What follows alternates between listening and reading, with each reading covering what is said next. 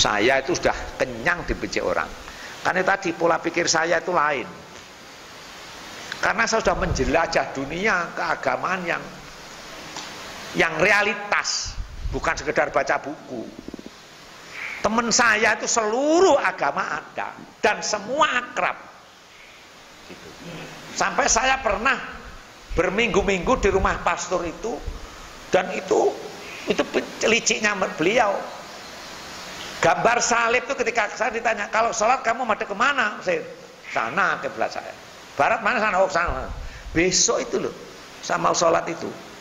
Sebelum sholat saya sudah siapkan sajadah. Salib itu dipindah. Dipindah kemana saya menghadap sholat biar menghadap salib itu. Tapi aku diem saja, aku tidak nyembah wong udo itu.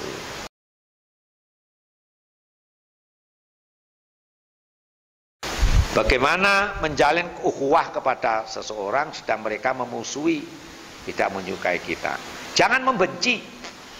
Kalau tadi kalau bisa diajak ngomong baik-baik, ajak ngomong, kalau tidak diem, tidak saja ngomong.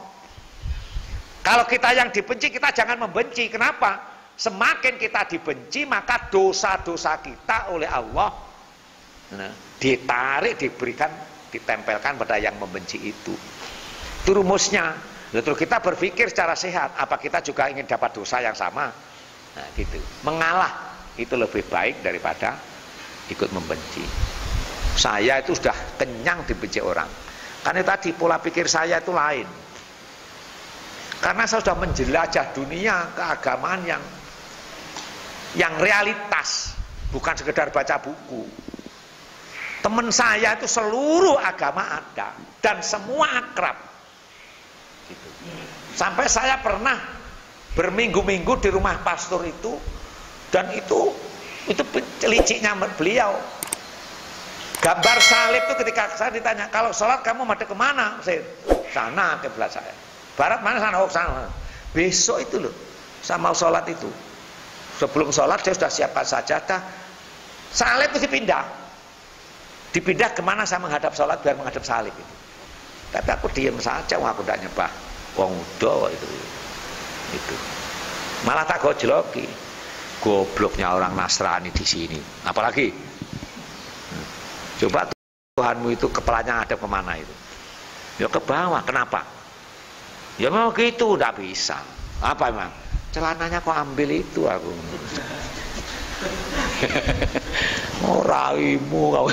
Jadi ya karena saya juga dimainin, tak mainkan begitu. Akrab memang saya itu dengan mereka akrab.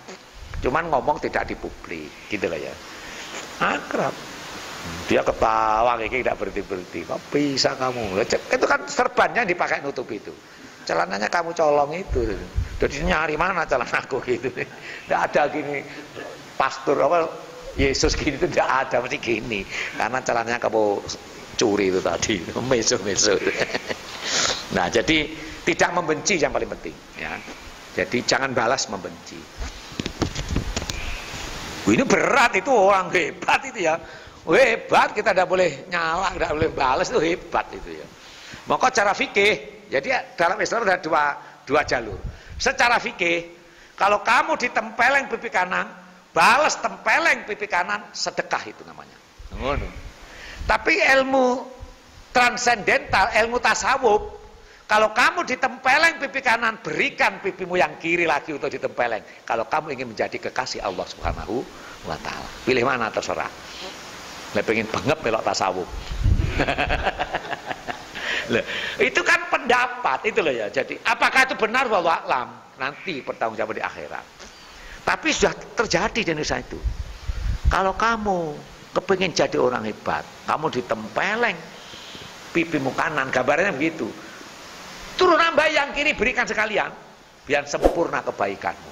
Tapi orang-orang fikih, orang-orang syar'i, ya, kalau kamu ditempeleng pipi kanan, kamu tempeleng pipi kanan kiri, itu sedekah. Oh no, balas itu. Jadi balas kejelekan orang lain. Itu teori fikih.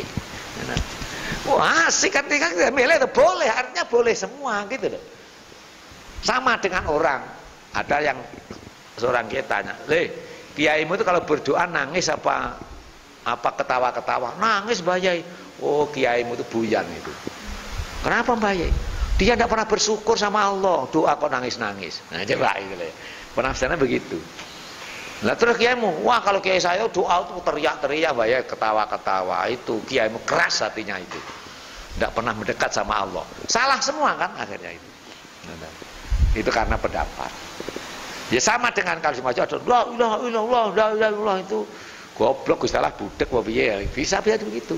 Ada yang tidak pernah bersyukur dikasih kesehatan kok nangis terus. Salah semua. Itu syar'i.